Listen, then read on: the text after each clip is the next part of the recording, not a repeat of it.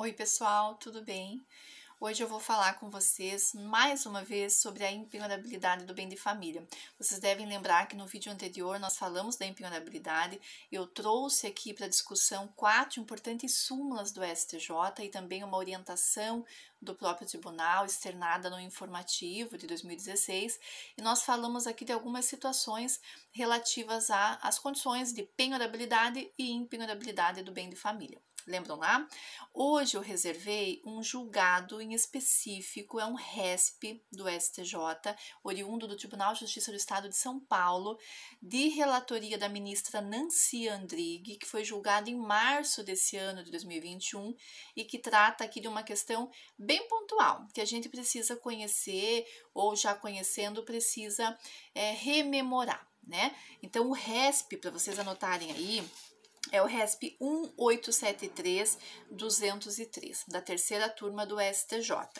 Esse processo, pessoal, ele versou sobre a discussão acerca da caução como condição de impenhorabilidade, né? Então, no caso, era um senhor que deu seu imóvel como caução num contrato de locação, ele foi caucionante, ele ofereceu uma garantia nesse contrato de locação de terceiros, e aí, inadimplida a dívida, ele foi acionado e o seu imóvel atingido, né? E ele alegou a impenhorabilidade. O Tribunal de Justiça do Estado de São Paulo entendeu que esse bem ele era penhorável, porque ele está lá no rol de exceções do artigo 3º da Lei 8.009 de 90. Esse artigo 3º é aquele artigo que nós mencionamos no vídeo anterior, que trata das exceções à regra da impenhorabilidade. Então, todas as previsões que estão lá tratam, repercutem situações que não admitiriam a alegação de impenhorabilidade, como, por exemplo, nós falamos no vídeo anterior,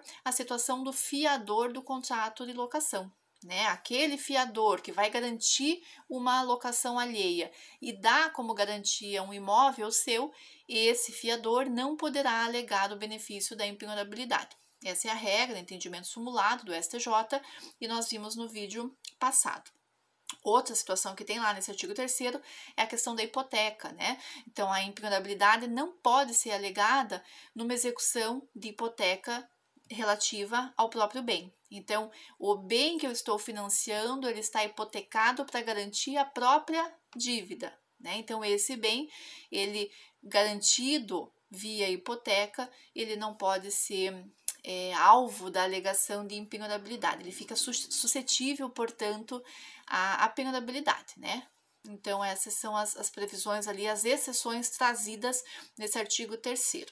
E o que se levou a julgamento no STJ? Justamente a impenhorabilidade nesse caso de caução, a possibilidade do devedor alegar que o imóvel que ele deu como caução, ele foi caucionante de um contrato de locação, ele deu em garantia o seu bem e ele estava alegando a impenhorabilidade.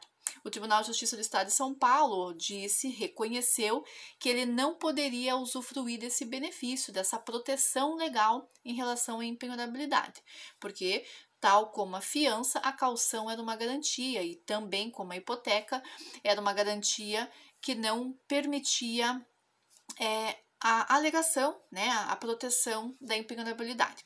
A ministra Nancy Andrighi, julgando esse caso em grau de recurso especial, entendeu, no entanto, que não se aplica essa interpretação extensiva. De acordo com a ministra Nancy Andrighi, o rol do artigo 3º da Lei 8.009 é um rol taxativo. Então, somente a fiança, nos moldes como previsto lá na lei, e a hipoteca também, nos moldes como lá estabelecido, são exceções à regra da impenhorabilidade. A ministra ressaltou que o legislador não fez menção expressa à caução.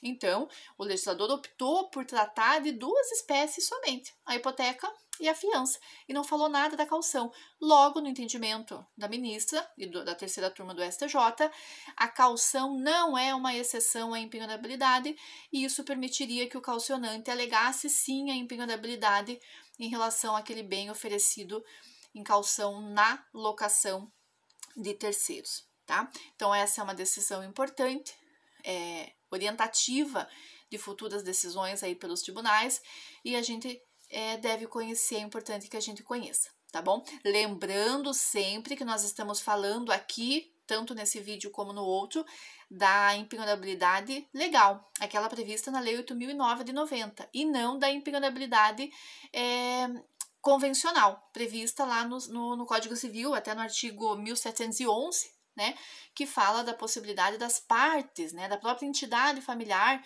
do casal estabelecer a impenhorabilidade. Nesse caso, que a ministra tratou e que nós abordamos nos vídeos anteriores, né, no vídeo anterior, é a questão da impenhorabilidade legal, tá bom?